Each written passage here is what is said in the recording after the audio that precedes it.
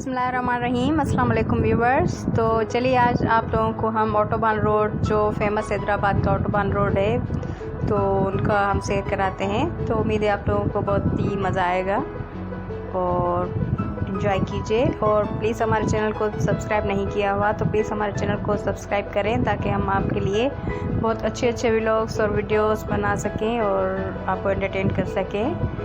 तो ज़रूर ये वॉच कीजिएगा। Thank you.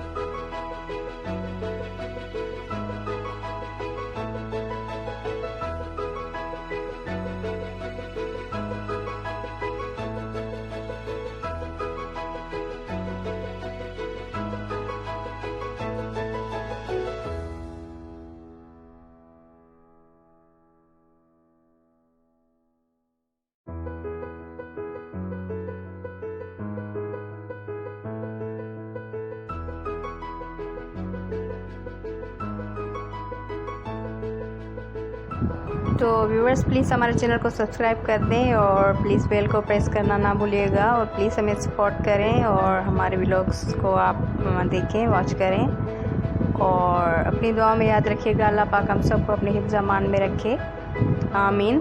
तो ये जो आपको नज़र आ रहा है ये बॉलीवुड मॉल हैदराबाद है। बहुत ही बड़ा ये हैदराबाद का फेमस मॉल है। तो व्यूवर्स उम्मीद है आप लोगों को बहुत ही अच्छा लगा। तो थैंक यू फॉर वॉचिंग। अपनी दुआ में याद रखिएगा। अल्लाह हाफ़िज़।